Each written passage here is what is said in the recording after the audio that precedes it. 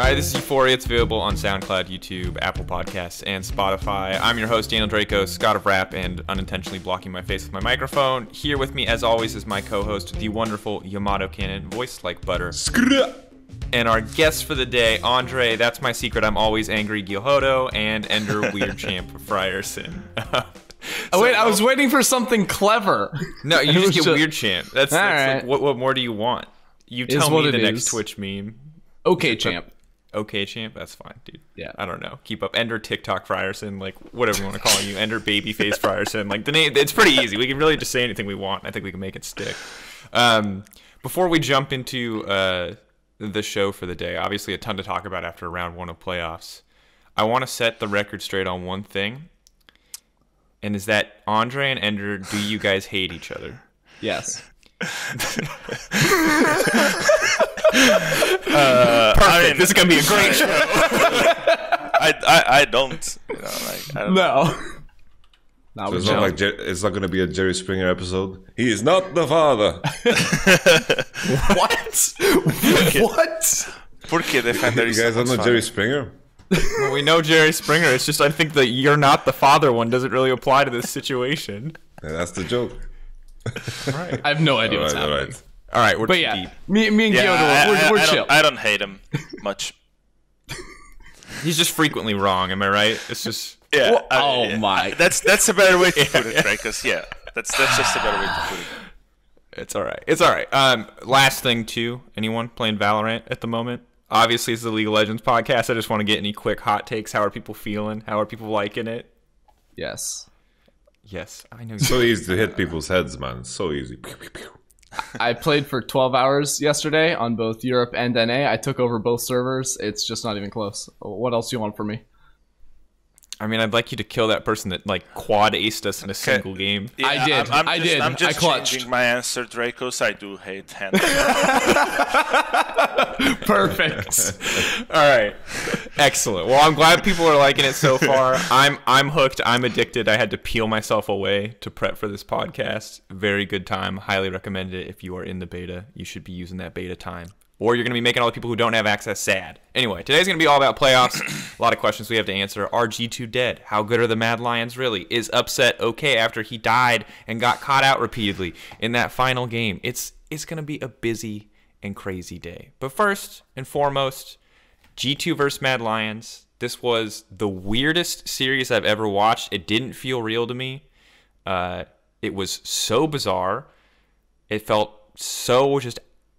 I did not expect this. I never expected this. I don't even have like a well-formulated opinion on how to describe this series exactly. So I'm curious how everyone here feels about it. What made this kind of monumental upset happen? Guilhoto, I want to start with you from your perspective. Like, what did you think about the G2 versus Mad Lions series? I think that the series being weird, it was kind of only the last game was weird and the result itself was weird, because the other 4 games it was pretty much teams were fighting a lot early. They were disputing everything early on, and whoever was getting the lead was winning the game, and that's just kind of normal. But obviously the way that it ended with G2 being able to kill the Nexus and not doing it, and the result that Mad Lions beat G2, I think that's why you feel like it was weird. But I just think that Mad Lions was really well prepared, and that they played extremely well, and G2 was just a weird G2 that we didn't see recently. And it's just, I hope that G2 keeps that way, to be fair, but yeah. So Anyone else's takes there on on kind of initial impressions coming out of the series? Well, it was really weird to cast it. It was really, really weird to cast it. First best of 5. Like, I think looking at the teams, I think it really is to say that G2 underperformed in comparison to what they did in regular split, because like everyone's on the Caps like bandwagon hate now, but throughout the regular season he didn't ever play this bad. Like it was absurd how many times past 10 minutes he got caught in mid when his only job was to clear waves with something like Ziggs. It was just too easy to kill him over and over. I was surprised by how much better Mad Lions were at controlling dragons. I was surprised by how the first 3 games of the series, it was all about just forcing fights that you didn't need to force. It just kind of looked like a scrim game. And then game 4, it felt like finally G2 realized, oh, we can just slow down, and then maybe our combo is going to be better against those. And they came back from like a 5-6 goal deficit, even though Mad Lions like drafted this full early game composition and they were super far ahead and could probably end it anyway. And then game number 5 was super absurd, but then again G2 had no other way to play the game. I think G2 didn't look strong on the day. I think it was surprising to me that Shadow outperformed Jankos. I think this was the key thing of the series. It just felt like a scrim game to me because G2 members just kept fighting when they didn't need to fight, and they were not playing around their strength. It didn't feel calculated at all, the way the game was played. Yeah, I don't think... Yeah, no, none of the games like felt to me like... I don't know, like everything was just pretty sloppy for the most part, and it was a weird series to watch, but it was also one where you could tell that there were like certain players in each game, like Jankos had a couple games, Shadow in the final game too, where it was just like you can take over basically the entire game by like winning out in those early fights, as you know Yamato and Guilhoto were talking about right there. So it feels to me that if G2 are in this mode and like you're willing to like tango with them early on and like go for these like off the wall fights and just fight over just about anything, like if you show up, if you have like the champions that can do it as well, like you have the ability to like sort of break them down, you know, again assuming they are playing sloppily, and that's just sort of what happened with Mad Lions. Do I think it'll happen again? I'm not exactly sure, but I would hope that G2 tighten things up and can like take this as sort of a reality check, because honestly, like that's the first best of 5, the second best of 5 they've lost in like a year and a half now. So it's kind of crazy to think that it happened so soon in our playoffs, and especially against like a primarily rookie team. The two teams that have beat G2 in best of 5s are FPX and Mad Lions. How's that feel? That feels still. That's why I keep using the word weird. It seems so unreal, and obviously, like it's so easy to be a G2 apologist, right? Like obviously, there's people on the Caps hate train, most certainly, but it's so easy to just be like, G2, they were playing Magic all week. It's like they play Magic all week. Why did they suck this week when they were playing Magic? You know, like what was so different about this week? And I was gonna ask, is this like peak level G2? But you guys all pretty much answered that. Like clearly not, clearly lost, clearly. Yeah. I would quickly like to talk about like the Caps ADC thing, because like it's a weird one to me, because I feel like the mistakes that Caps makes and like when he gets punished, it's not like ADC exclusive stuff, right? It's like going up to a wave when his flash is down, that's like pushing away from him without his support nearby. It's like it's very simple thing, or it's simple things to me that feel like, oh, this is just like general game knowledge stuff. It's not like, how is he positioning in the team fights as a marksman player, these types of things. So it feels like Caps is just playing like loose and maybe not like thinking about all the consequences that can come his way. Because this happened even earlier in the season too, right? Like with the Misfits game as well, where that wasn't him being a bad ADC, that was just him walking into bot lane over and over and dying, not respecting the fact that he could die. So I don't necessarily agree with like the hate Caps playing ADC, that's so bad. I'm more of the camp of like Caps just isn't playing great League of Legends all around right now. Do you think that's fair, Andre, Yamato? I don't know if that's fair. It's like I kind of agree with Yamato that we are saying all of this based on a 0-2 week that G2 had and this exact best of 5. I agree with Yamato that Caps overall has been playing well, but I don't know. It's really easy to now fall down into that Caps lost the series and whatnot, which it's not necessarily false, but I wouldn't see that happening too often. So I wouldn't be like that worried. I still think that G2 are a really strong candidate to win the split. And I don't know, the Mad Lions, I just think that also has had a great help on their rookie split. The fact that these playoffs are online, even though people might want to shy away from that, it obviously helps. It's not the reason why they won, obviously, but it does help. And as long as the series went by, I just felt that G2 was also getting a bit nervous by the fact that Mad Lions was up in the series, and that was not supposed to happen, and then they were just making a ton of mistakes. But this forcing early that we also talked about, and the fact that it seemed like a scrim, I don't think it's that different from G2 playing on stage. And I feel like scrims are actually even like twice as aggressive as that series were. So I'm a bit on the skeptical side that this was like a scrim game. I do think that Mad Lions just went with an absolute willingness to fight everything that G2 showed willingness as well, and that's what made a big difference, in my opinion.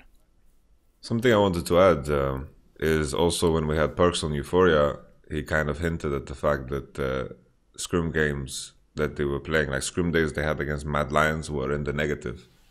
And it feels weird to me because many times I feel like G2, like they play a lot of games as if they have something to prove other than winning. I don't know if that makes sense to you guys. Like maybe I'm just talking out my ass. No, I know. It felt like them play against Mad Lions. They chose to play in a very specific way that was just facing the keyboard. It's like, oh, we have these memories against Mad Lions. We need to like abolish them, and we're gonna win anyway. I feel like this we're gonna win anyway is a thing that has always like made it easy for them to make those choices. And then I think I agree with you. Mid-series, it was like, holy, we are 2-1. What's happening here? And I think we might see a different G2 when they're entirely focused on just winning, because they seemed very upset and angry, even though they like to meme and tweet. But I feel like this best of 5 triggered something in them. Yeah.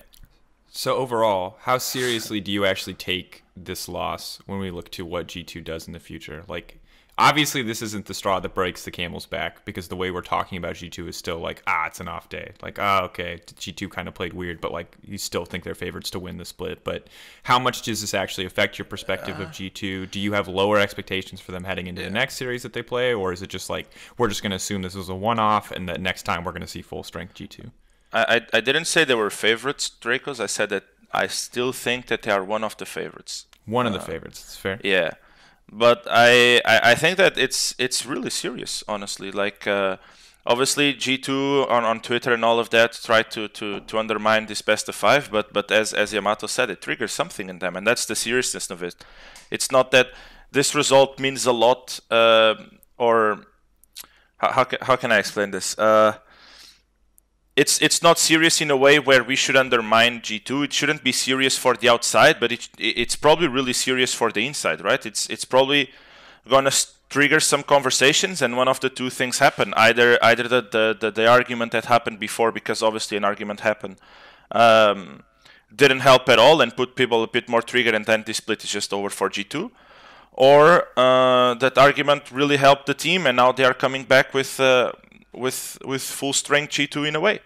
Only one of these two things can happen. I don't think that we're going to see the same or a similar G2 than what we saw in the series. I think that these are the two outcomes possible, and we'll see when they play against us or Rogue. Yamato, how do you feel about that? I mean, I'm sure you've been in a lot of those similar conversations that Andre's kind of talking about, where after a big kind of surprising, crushing loss like this, it's either come back together for the next one or all fall apart. What's your take on this? Honestly, it's quite wild, because it's like I feel like G2 has been shielded from this for a very long time based off of how good they were, and you can always brush off things in the regular split, like playoffs, doesn't matter. We lose this game against Schalke, doesn't matter. We're going to win in playoffs anyway. It's easy. And when you finally lose the best of 5, I think, either it cracks and something better comes out of it, or it doesn't and something worse comes out of it. We need to keep in mind that the timeline that they're working with, which is good, right? They get to play on Sunday, and they get to watch their enemies on Thursday. They get to kind of, prepare as much as possible. I think they are set up for success in that regard. But then again, still, the little asterisks, we can just speculate what's happening on the inside. Maybe they are still in the mindset from the get-go, because, we were all hyping them up in the beginning of the season because they were on its big win streak. Caps was playing Senna, they were doing well. And then they lost, and they were like, yeah, we kind of expected this. And the question is, how do they view the whole spring split? That's also a question. Maybe they are looking at this like, this could have happened. We didn't practice hard. And then they just move on. That's also a way they might be viewing it. But knowing G2, my assumption would be that they take this very serious. And I think they have the experience and the caliber of players that have gone through teams in the past that have had issues, and I think they have the experience to solve it. And I think with how the bracket is set, I think within the week they can accomplish a lot, and then on Sunday face Origen, and then go on to whoever. Hey, or Rogue. Or Rogue. As you know, I can make a prediction. I'm an analyst, and my prediction is that you guys beat Rogue. You know? Okay. We're gonna save that thrilling discussion for the very end of the podcast. Probably like the final 3 minutes, just to get that one going. I mean, I think it's fair. I think that at this point, with everything G2 have accomplished, no one's gonna doubt G2 until they actually drop out of playoffs. At that point, you start to get skeptical because something is obviously more permanent than one series. Losing 2 best-of-5s in a domestic playoffs is not something that I ever thought would happen to this team. Like, couldn't they lose in a final? Sure, right? They came close against Fnatic last year. But yeah, it's hard to take anything from this, I think. Obviously, it sets more expectations on the series ahead of them. We'll see what they can do against Origen and or Rogue. But the other question that I have on the other side of this is as kind of shocking as G2's downfall in this series was, Mad, as you said, also played really freaking well, and now they have to play against Fnatic this next week. So I wanted to, before we talk about the Origen Fnatic series that we saw, I wanted to get kind of your thoughts on Mad's level versus Fnatic. Are they just kind of gifted this day of G2 underperforming, or should Mad be considered a contender for top 3?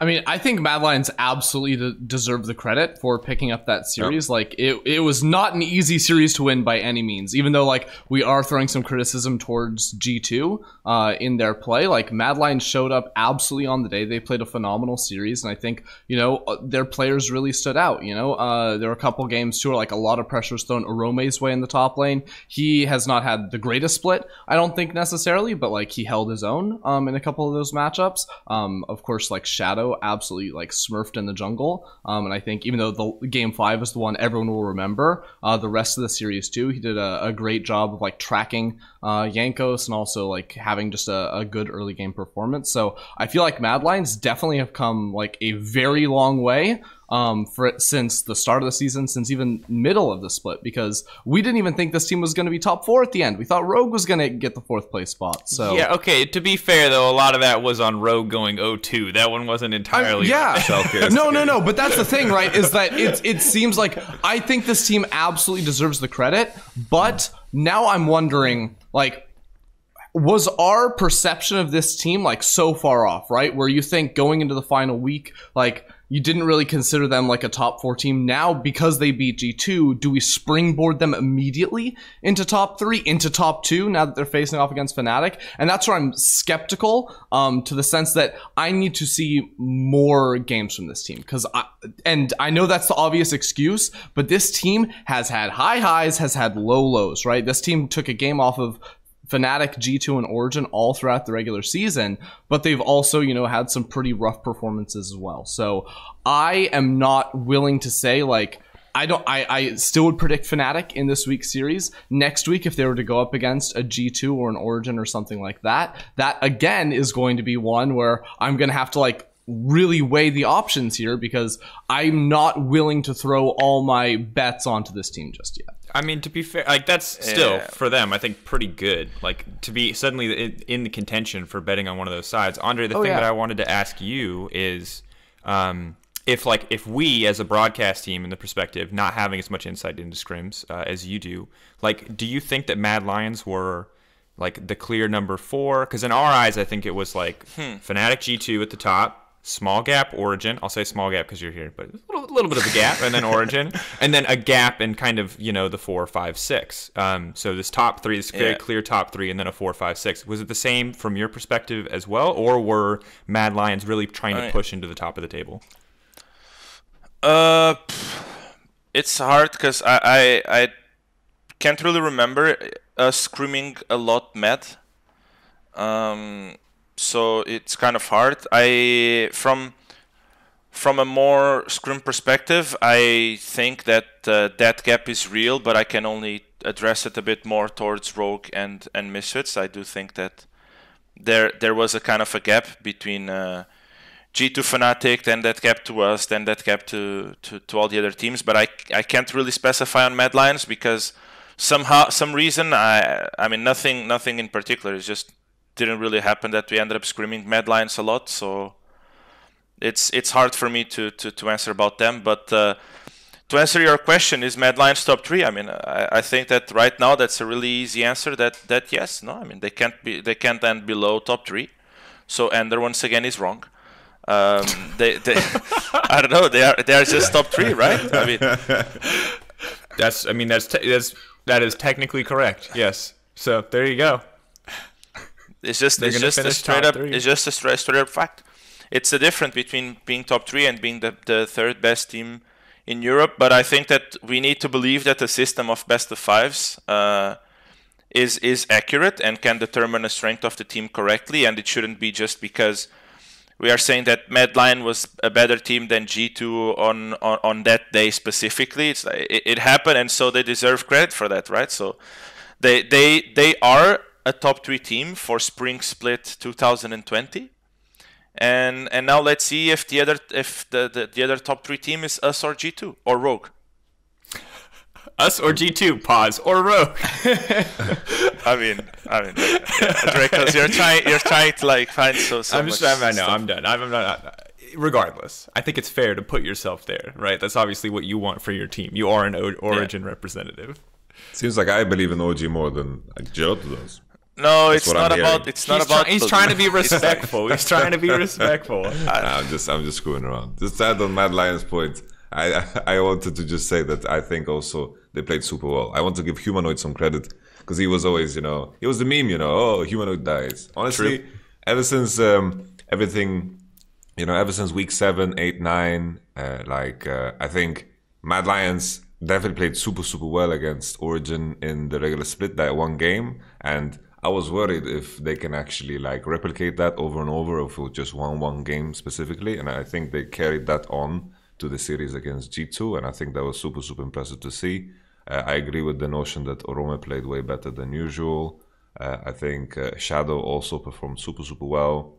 And then on top of that, even though Karzi and Kaiser, I think, have been the best performers for Mad Lions in the regular season, they played the series of their life. And I think a key thing for them is that the meta kind of aligns perfectly for them, because they were the ones playing. They prepared Syndra, they prepared Callista, they prepared Misfortune, and all of the other things that they kind of avoided throughout the regular split has been nerfed. So I think, and I think they lost all games on things aligning, for example.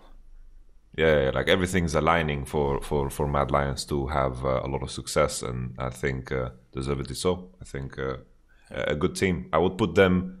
I think this series, I would bet, if someone told me bet Mad Lions versus OG, I would say, okay, I will bet on Mad Lions in this case.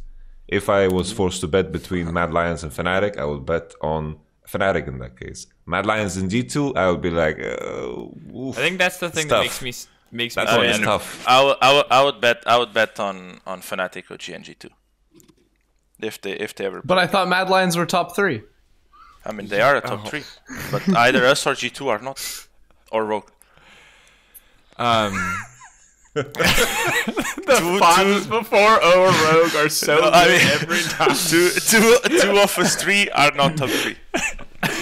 Yeah. His point stands, Ender. His point basically, stands. What I'm saying, Ender, is that I think that if we win against Rogue, whoever wins the Sunday series will be top 2, and Mad Lions will be top 3. That's what I mean.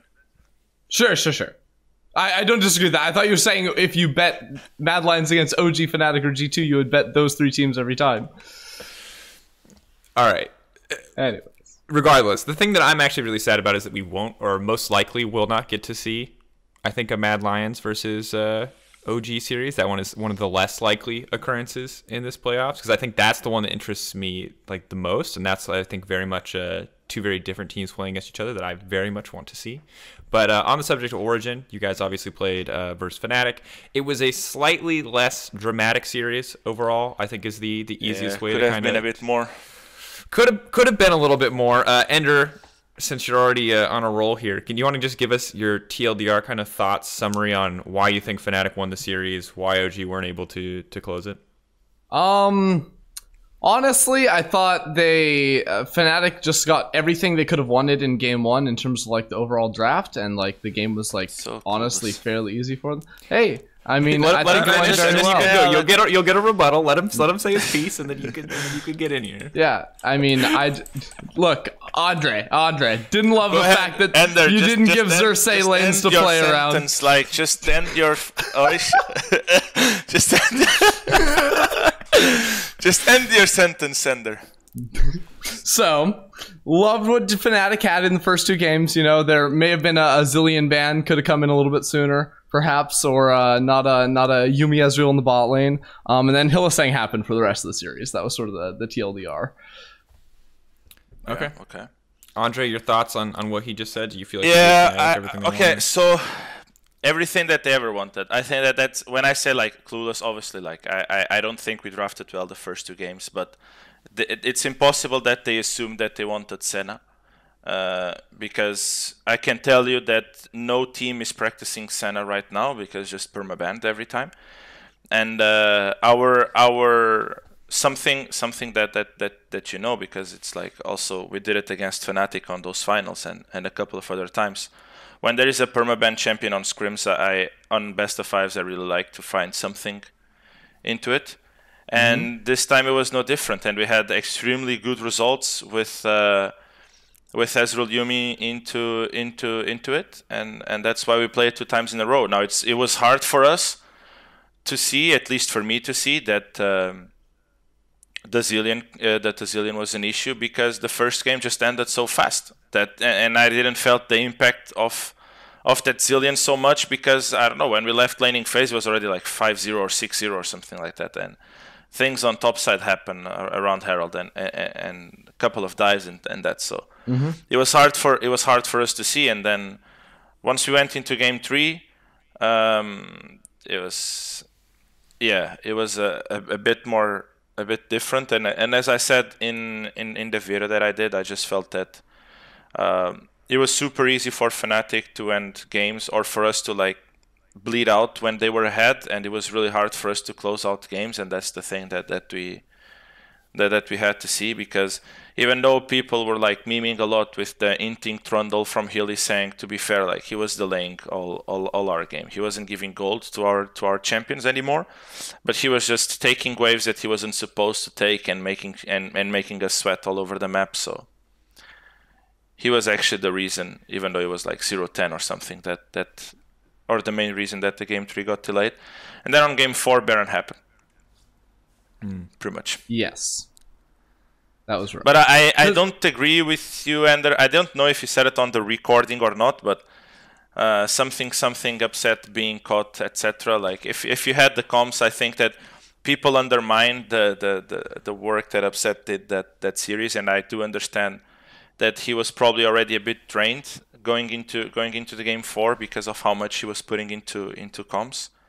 Yeah, I mean, and yeah, and the call wasn't even from Upset to go to kill the Gragas, you know. So I think Upset actually played like a really good series, and trying to like put the fact that he solo lost or whatever game 4 and trying to put a stain on that series, I think is really unfair towards Upset.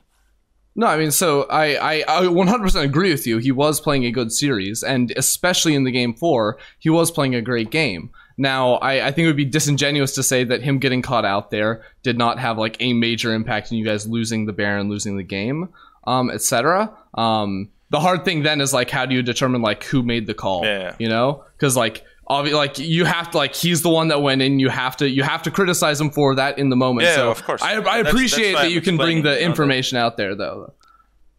Yeah, I mean, I don't blame people for, like, from the outside point of view to say, why is Upset getting that lantern instead of finishing Nash? Just it wasn't even about the lantern. It was him walking 3 frames forward. Yeah. He was supposed to back off, and then his team kind of bailing on him and taking the plant. yes.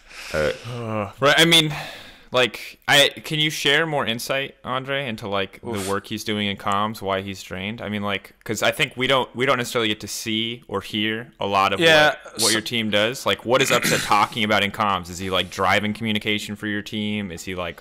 So I felt it was a weird series for us as a team as well. Not certain about like if he was. The fact that a lot of our Ezreal Yumi prep failed, or the fact that it was just online, probably the first one. That's why I took so much of the blame myself. Because I just felt that those two games, more than the 0-2, the fact that our prep didn't work affected a lot of the team. Probably Yamato knows what I'm talking about in terms of like your belief in what you actually practice during the week. And then when we go into game 3 and 4, Upset is like the Fed member every time, so he's putting a lot in comms, and when an AD carry does something like this and tries to like, he shouldn't really do it, but when he puts himself on that position to do it, and he's actually super good on doing it, then when you gesture it into a best of 5, then every time that you're doing it and you don't get enough help, then you'll obviously feel drained, and that's something that I felt happen a bit during the best of 5. Just every time that the carry position feels the need and to just call too much, not what he should call, but like too much of what he should call, then I just feel that obviously some percentage of his brain goes off the mechanical part, or at least it should be a bit harder for him to focus on that side of the game. I wanted to throw in, because before we move on, like just a quick summary of my thoughts on the series as well. Like I think people don't give Origen enough credit because of Fnatic, how they commented on game 3. Because I think first 2 games, no offense, Andre, but they were kind of lost in draft. No, I agree with you. I said it multiple times. And I think the series started after game 3. And game 3 was also kind of strange because Fnatic were also, felt like that game was also lost in draft for them, because they just had very little options in the game. They get outscaled, in my opinion, and at the same time they are weaker early, and there is very little options. I think playing Trundle Senna into Aphelios Thresh is super hard, and I think OG bot lane really delivered. Game 4, it's easy to forget, but Tam Senna got 2v2 killed 2 times. They were 0-3 down, and Aphelios was monster fed, and that's only through lane phase. When people talk about Fnatic, in the case that deservedly so that Fnatic bot lane is the best bot lane to lane with. Sure, it's Senna. Maybe it's something different. Maybe they practiced it less. They didn't show it too much in the regular split, right? And it got nerfed, they got changed, whatever. I mean, they took a 2v2 BF sword with a Doran's blade, so it was pretty bad from the Senna Tom Catch side. Well, it's not about taking a 2v2. This was a scenario where Destiny did a very good freeze on bot wave, and they wanted to break the freeze just to make sure that they don't fall behind. So they wanted to break the freeze. I don't think it's about them just forcing a 2v2. It's about them trying to break the freeze when their jungler is going to be busy with something else. Yeah. So I think it's more to it than that. I think Destiny did a very good freeze, and OG did a very good punish. No, the freeze was good. If I remember correctly, though, I do think like Destiny was like 40% HP, and it was Fnatic that like opted into actually taking a fight on the wave. But I can't remember. It was like 200 exactly. HP, and they just went for it because they wanted to break the freeze. It's something we see often, so I don't think it was like something too crazy. But sure, BF into Dorans on paper doesn't sound too good. Yeah, definitely. I mean, definitely didn't pan out, and it's actually interesting to me how kind of quickly that game got out of control, given how good it started. But I'm curious, like Andre, we talked a little bit about the kind of Upset being the guy who's getting. It's kind of the Caps treatment, right? Where we talked about the G2 series, where he's the guy who's like, hey, this is the guy, this is the play that lost the game. This is the most visible example of why OG lost. Is team morale, mental, is everything okay behind the scenes with OG coming into next week's preparation? Yeah. As I said, obviously, in our case, I think it's easier to get over this, easier than G2, for example. Because at the end of the day, Fnatic is playing great League of Legends, and they are a really good team. They were already, when I mean they are a really good team, I'm not saying Mad is not. It's just they were already coming into these playoffs.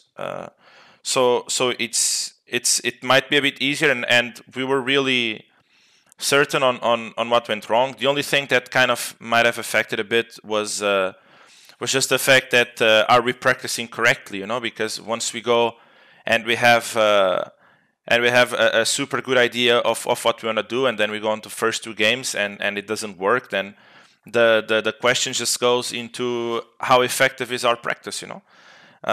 Do things actually are that different between when we play team scrims or when we played it on stage? Are things super different when we face a team that maybe is not as bot lane focused against a team that is way more bot lane focused like Fnatic? So that was the main things that we had to address. But once we talked, even instantly after the best of 5, it was always with the perspective of what we need to change so that our preparation going into next game just goes way more, it's better shouldn't be the right word, but way more realistic towards what we have to face. And so since the main conversation was always targeting the future, I think that we are really good in terms of morale and in terms of mindset. We still think that it's possible not only to beat Rogue and G2, but to take the whole split. Because something that the series showed me, the Mad Lions G2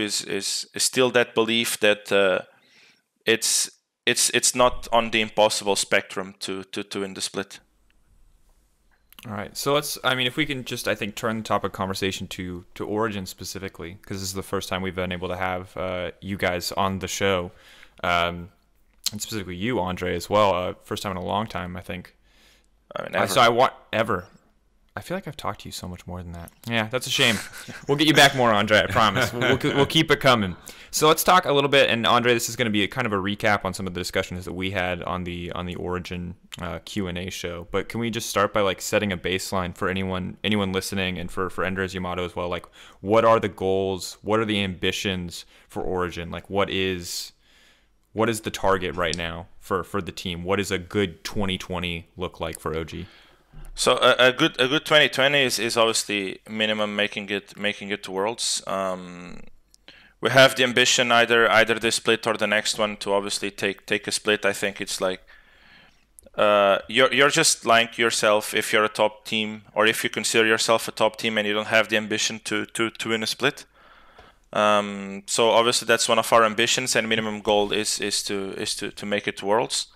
And for this split in particularly, right now we are just thinking series after series. So right now the goal is to beat Rogue, and then we'll see what happens.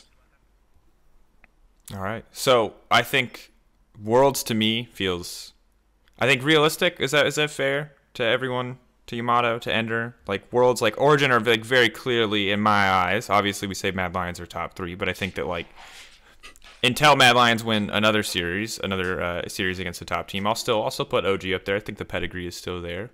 So that feels pretty plausible to me. But I am curious, when we look at Origen as the secured third, to have a discussion we've had, I think, a few times this year is kind of separating OG from Fnatic and G2, and really what makes this team different. And Andre, your perspective on it, because we've had this discussion on the analyst desk. Obviously, this is where the concept that you and Ender hated each other came from. But also a lot has changed, right? I think, and some stuff hasn't. So I kind of want to rehave some of that discussion. I want to update it, and I think I want to give it the time that it maybe didn't get in that 6-minute analyst desk segment, to really talk about the differences between the OG approach, the Fnatic G2 approach, and strengths and weaknesses. So Ender. Yeah, Ender. What Ender or Yamato? Because I've been calling on Ender a lot. So Yamato, if you want to jump in here first, please feel free. But perspective on what OG do well, and where OG are kind of lacking as a team. You want to go, Ender, or should I go? You can lead it. That's good. Okay. Well, I think, the key thing that worries me about Origen is I think their approach in how they've viewed the mid lane in second half of the split, and also in the best of 5 against Fnatic, barring that we were shown very little because the draft really handcuffed them the first 2 games. I think that the key thing for me with Origen, I think if there is a clear plan in terms of where they need to play on prio, I think if Xerxes has space to play on a lane, like let's say Origen has Pry on bottom. I think what Origen does super well in the early game is they invade the blue buffs, they make sure that they're on this equal timings. I think Origen, in a lot of cases, play strong early games. I think Xerxes has a strength in the fact that he can go deep in terms of his champion pool on second wave, but I think in bigger games against Fnatic and Fnatic and G2, definitely there seems to be a reliance on Gragas and Karthus. But I say this with a grain of salt, because if someone asks me why, I don't know why. You know, it's just, oh, he's good at these champions, doesn't seem good enough. I think the key difference for me is how Hylissang and Selfmade, and also Mickey and Jankos, how they use Fog of War post 10 minutes. I think this is usually what makes games quicker, what makes Snowball happen quicker. Because I think what makes Fnatic so good and what made them look so insane against you guys this weekend was when they got the lead, they crush people. Like literally crush people, unless they play against G2 in the regular split, which I don't know how they couldn't win some of those games. Well, especially the one when they were ahead and they were doing Nash and gave away the smite, right? So I think this for me is the underlying difference. Mid 2v2 doesn't seem to exist, even though we saw glimpses of it throughout the regular season, and then the pacing of the game post 15-minute mark. Dang. There's a lot there. Ender, do you have anything you want to add? Andre, do you want to just immediately jump in and talk about some of this stuff? Because there's a lot there. Thank you, Yamato.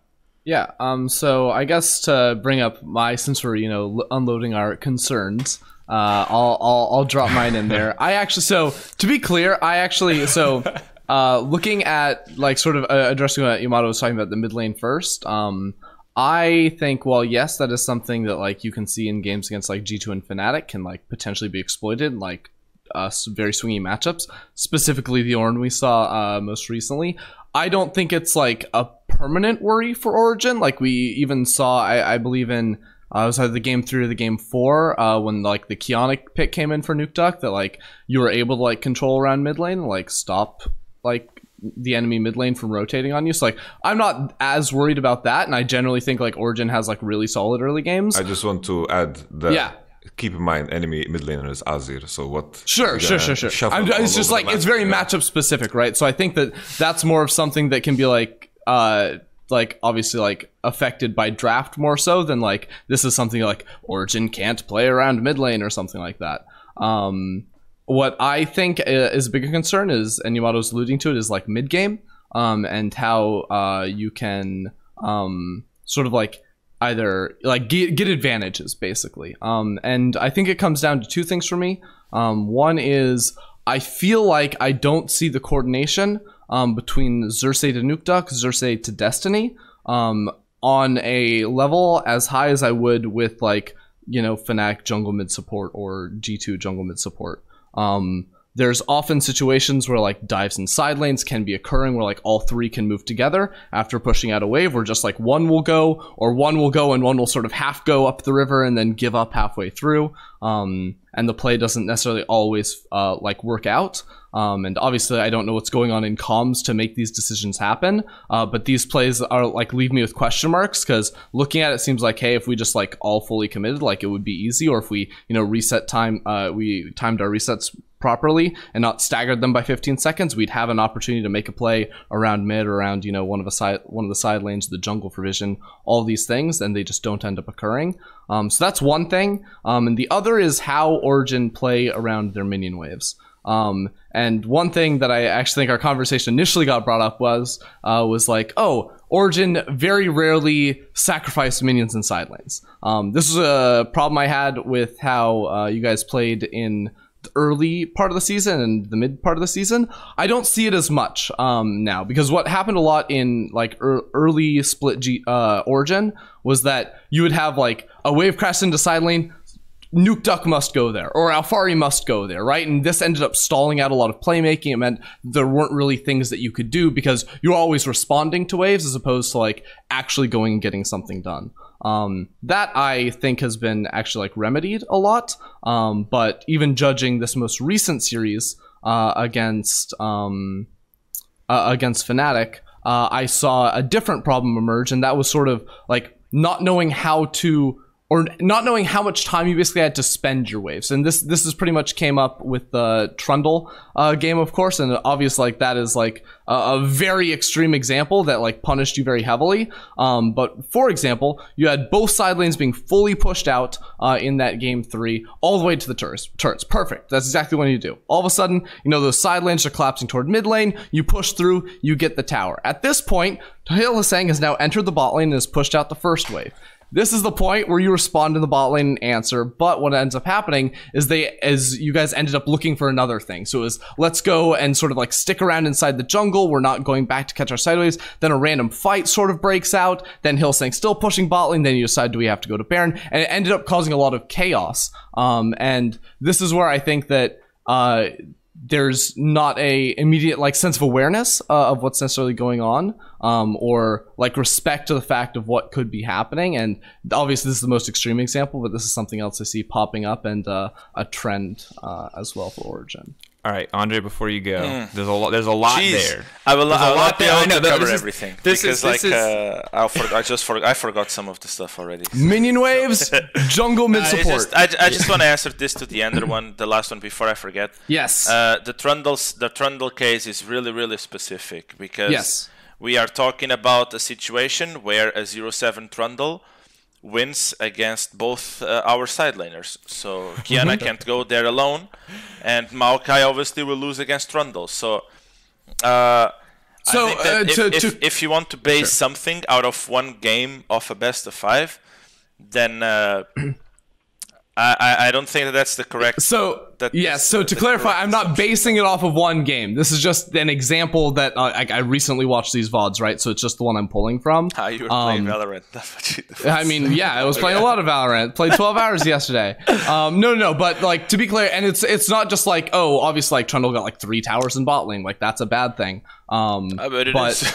I mean, no, it is, right? But like the way where I believe like Nukeduck was even like trying to like run away and thinking about like, do I want to go top lane? And then, you know, the rest of the 3 or the rest of the 4 are like still sticking in mid lane after they got a tower. It's just like these situations crop up, and I think it's something that obviously like I can only point to like specific ones in isolation, but it's something that I feel like other teams can avoid. Yeah, I mean, I agreed with, for example, most of the points of Yamato. I think that something that this series showed is, at least in my opinion, is that I think that the whole narrative that we are a slow team because of early game is not necessarily true. We are a slow team, but it's more because of our mid game, I think. We never had a bad early game, I think, throughout the whole split. We were always either even or ahead, but then we always had a hard time just snowballing that lead. And I think that Yamato judgment of that is correct. I mean, the way that it sounded is just that we are bad at this stuff, and I don't want it to sound like that because I don't think that that's the case. I just think that, as you guys mentioned, G2 and Fnatic just do some of this stuff or most of this stuff better, but all the other teams just don't, and that's something that I think Mad Lions is actually getting quite good there. The things that you talked about, being able to play on fog and being able to trap way more, because more than the playing on fog on river, it's more on the way that we can approach our reset timings. I think we are too predictable on when we reset, which means that it gets really easy for the enemy to just go inside of the jungle that we just took and not lose any time by clearing the wards, because we were just predictable by doing that. And varying between recalling there and trapping is something that obviously makes the game faster, because if we see Fnatic and G2, the way that they snowball is just, I don't know. They have their AD carry with 2k gold, still didn't base, so they just fake base on this guy, but then they have jungle support in their jungle with mid laner and Wunder just playing on 2 lanes, and they just make a trap, and then by that trap they get Nash or they get an inhib or something like that. And this is something that they recognize those timers better than us, and that's why mid game I think it's a bit slower to snowball. About the aspect of mid, I think this series it was mostly draft dependent. I didn't feel like Fnatic also played a lot around mid. They just had more options in their kit, especially on the first 2 games. But I'm not sure if I would agree with that, but I'm not sure if I would disagree as well, because I just feel like we don't play a lot of combos, which Fnatic and G2 do more. So maybe that's why it's felt, but I also don't feel like we are a team that ganks side lanes a lot, and we try to control more around how we play with waves. So I don't know. It's a hard assessment to give a yes or no if that's what's happening.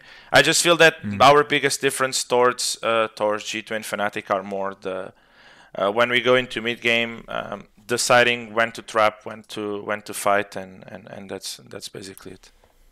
So the thing that both Ender and Yamato talked about, which seems like the result of what they're talking about might be trapping. I'm curious if you agree with kind of what they think the cause is, which is difficulty when it comes to coordination between jungle mid, jungle support. Like, is that something where you guys look at it and are you happy with that? Like, is everything going well from Xerxes? Is it something else that's going wrong in communication that means that you guys are not as good at making these trapping plays? Because that's from what Christy and Yamato identified. Like, they say that like that's what seems the most apparent is that jungle was support. I just want to clarify. For me, it was their usage of Fog of War, not necessarily the synergy. While Ender pointed to the synergy. Sure.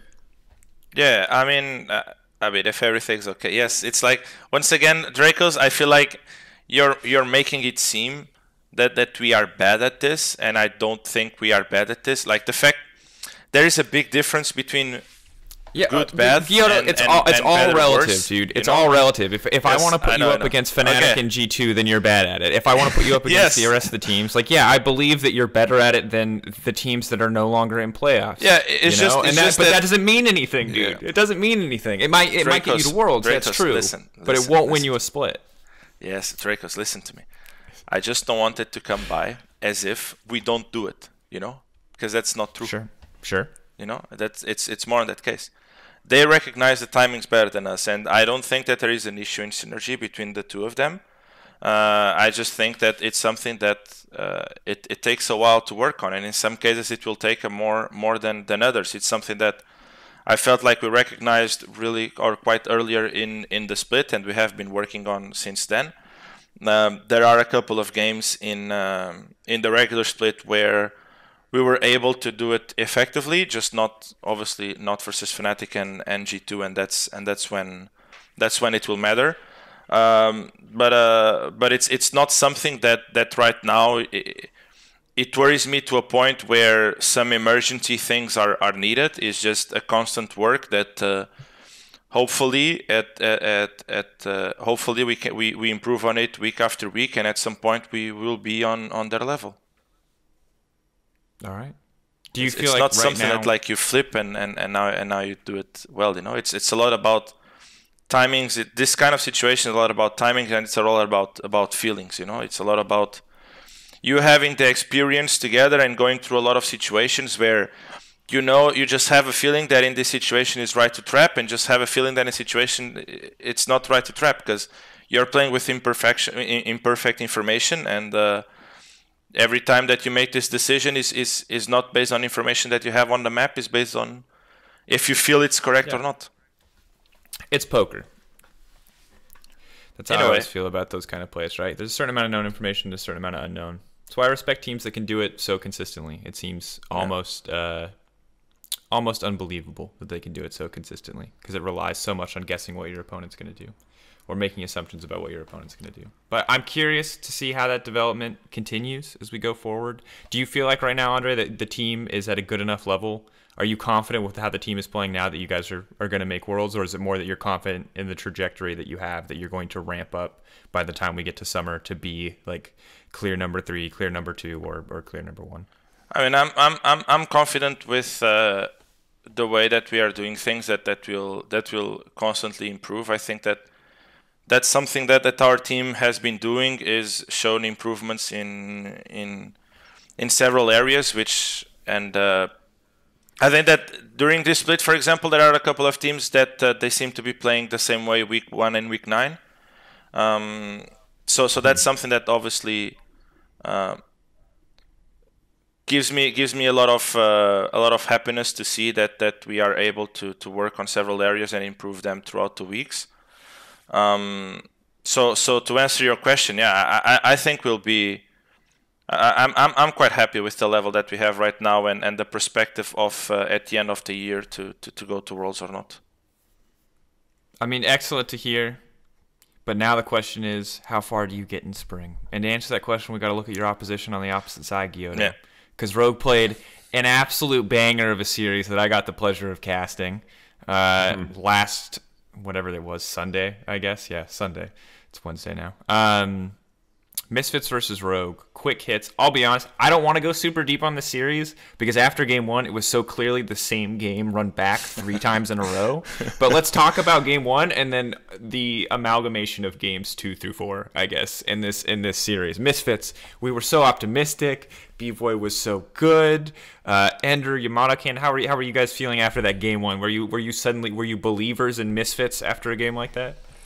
No. Like I was on the analyst desk and like I was saying that honestly this game showed us nothing because it was just a dive on bottom minute 3 that just lost them the game. Like they have this full early game Renekton Talia, and then Talia went top, screwed up the gank top, and Aatrox was dead, and then Talia burned all her time. I see Sejuani level 6 and me Talia level 4.5, and the game is just lost. So the game 1 like really didn't show us anything because Rogue were just inting, and I was like, well, they continue to int. Let's find out next. Yeah. Yeah. It was so like honestly like I was surprised because I actually thought Rogue were gonna win this pretty handily. So like game 1 was obviously like a big surprise. Again with the dive, everything went pretty horribly wrong. It was interesting though because like I feel like Misfits got off to like such a strong start. Like they had like the insane win streak and that like really propelled them in the standings. But for the last few weeks of the season, neither them or Rogue gave us much to be excited for overall. So like coming into this series, I was like, well, I'm not really excited for either. But I think the way that Rogue were able to like, obviously barring game 1 win pretty handily, was like, okay, they won some games online, that's great. Now like I can actually like have some level of belief in them again because I was really starting to lose faith. I just want to throw in one thing. The irony of this best of 5 is the fact that, you know, they got the win streak playing through top, and then they recognized that it's super hard in the current meta to play through top. They tried to change it, lose in regular split, come into playoffs trying to play a way that just doesn't look like them, and then they lose to a team that is just playing through top. There is something poetic about it. I mean, I agree with Ender here. Like, I think both teams were kind of in a downfall in the later weeks. So it was hard to get excited by any of the teams. And yeah, the first game was just a dive went bad, and then the other 3 is just Rogue was just better. Every time, kind of similar ways. I don't know.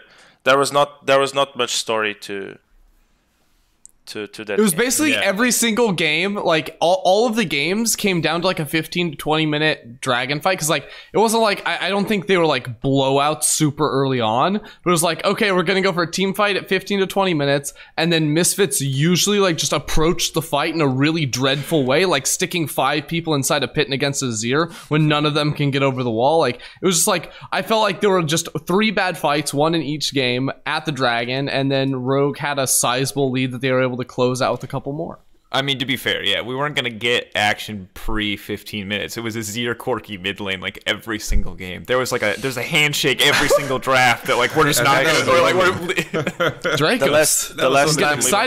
The last time we played Azir versus Corki, it was also against Misfits, and they did try to make action a couple of times after level 6, and but I don't know, for me it just kept shuffling on Nukeduck and just R'ing, but Nuke would just W away. So I don't know.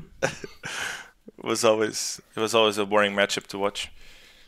Yeah. Well, I'm hopeful Guilhoto, and I'm relying on you for this one, buddy, because while I'm not always excited about Nukeduck playing tanks, you are playing Rogue this week, and if I have to watch another... What you want to... Tell me what you want me to pick mid. I want you not to play Azir Corki. No. I don't care if that means what you want me to play. Daniel Dracos. Tell me what champion do you want to see mid? Can I phone a friend? What champion do I want to see mid from the infinite champ pool of Nukeduck? We want to echo mid into Azir, please. AP Cho'Gath. AP Cho'Gath's actually kind of lit.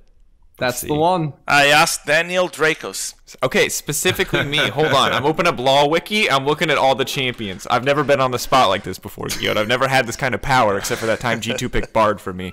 But and then they lost in Game 5 to Mad Lions. I know what I want. I want Pantheon mid. If you see Azir, you just snap lock that Panth for me, and just it doesn't need go to be mid. against Azir. It doesn't need to be It doesn't need to be against Azir. I'm just asking. Overall, what champion want to see? I can even first pick blind pick it. I don't care. It's just what champion you want to see. Oh wow, first pick blind pick, man. Honestly, I just want a friggin' assassin for Nukeduck. Give me 80 mid. So give me a Kiana. Let's just say Kiana. Give me that Nukeduck Kiana. Okay. That sweet We already Nukeduck saw Kiana. that. I want more Kiana. What about Talon? Talon is like crazier Kiana. So you say that Kiana is bad, but then you suggest Talon.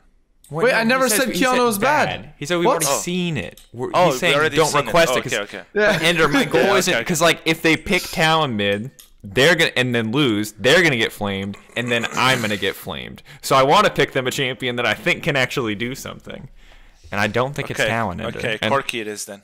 God damn it! You're taking Talon has 39 MR at level 1. Corki into Azir it is. You're taking too long. I said Kiana. Oh. Actually, Zed. I only want to see Zed. Zed every game, blind pick. Okay, Zed it is then. We'll play Zed. Zed, thank you. That's my request. Anyway, you're playing Rogue this week, Andre. Now, both of you, you don't, as you mentioned, doesn't have to be a slow early game, but there is a world where I can see this being very long, very, let's say, minion-focused, wave-focused games. Am I right to be expecting long, controlled, slower games? Yes.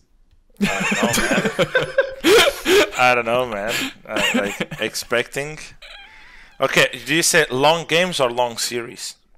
Long games. I mean, potentially long series, depending on. I would expect you guys to be the favorites, and I would expect 3-1. That would be my prediction. Would be OG 3-1. So not the longest series, but I expect long games, and because of long games, I think it's series. Yeah, I think it's probably accurate to assume something like that. I don't know if you look at our average time in the regular split. I think that's a fair assumption. Yeah.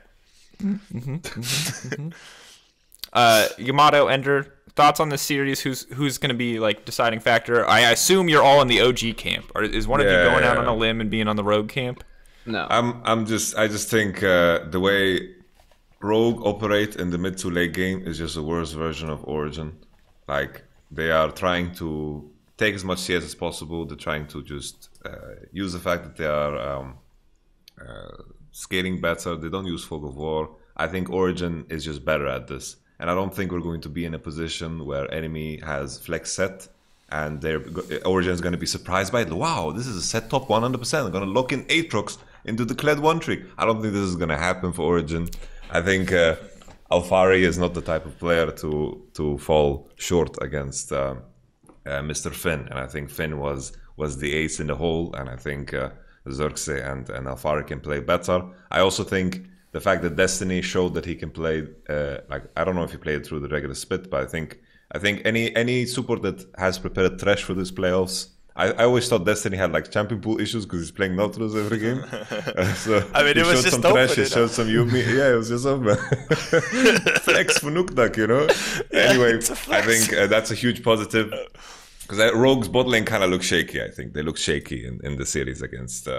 Like locking in Draven every game, just take a back seat, release the ego, don't pick Draven. Just accept that Finn is gonna carry the series for you. That was so weird, by the way. Just it was like the least like it was like, ooh, Draven every game they're gonna go bot, and then like nothing happened. Yeah. It's like, ooh, yeah, Draven bot. No, it's not the exciting Draven bot you've come to know and love. It's just picking it for lane, I guess, just to hang out and stack. Oof.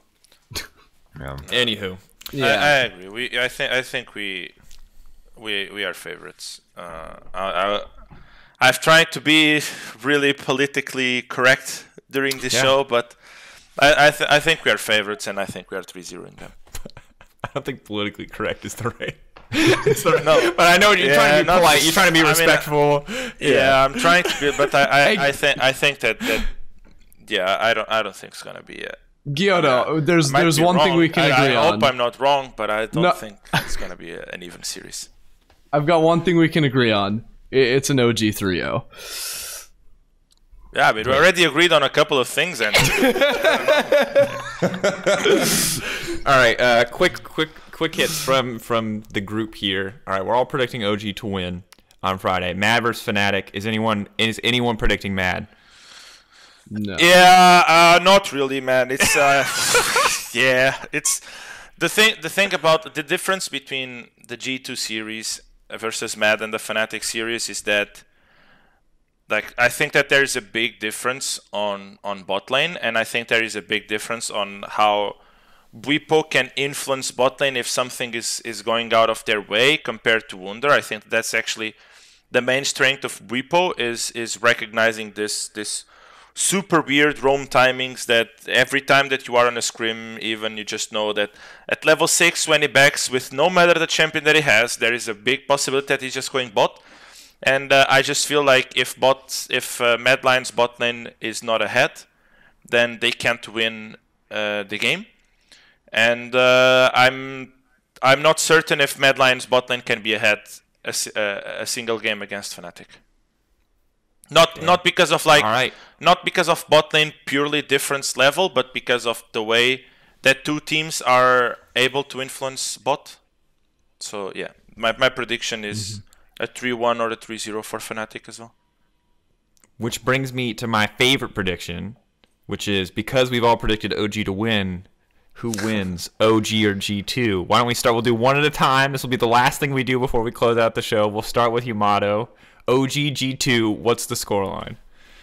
I think Origen is in such a tough spot, the fact that they played 2 best-of-5s in one weekend. I think this is too heavy on my conscience, and I think G2 have done very well against Origen throughout the regular split. I know they won one game because of Soraka, and then the second I'm trying to remember. Maybe you can help me, Guilhoto. What happened in the second game, Guilhoto?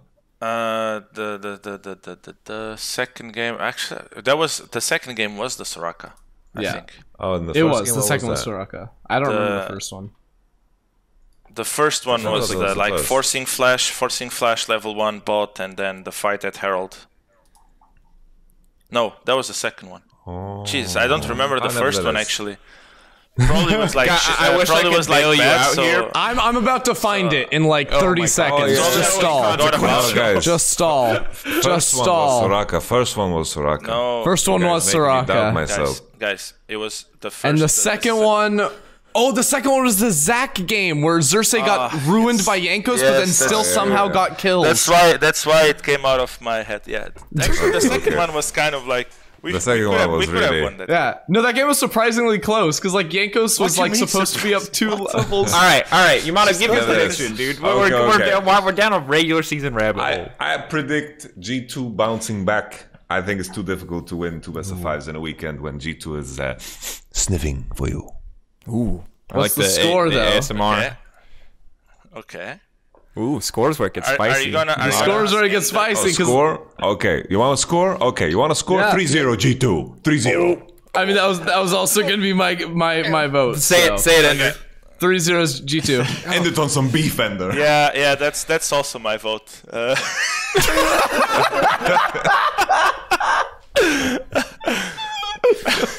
I can just imagine a strongly worded DM from Deficio after this. He's like, You're going to get a handball in the head. Nah, I'm not even gonna make. I think we actually have good chances. I think that Yamato is correct. I kind of had that feeling already before, where playing 2 best-of-5s in a weekend.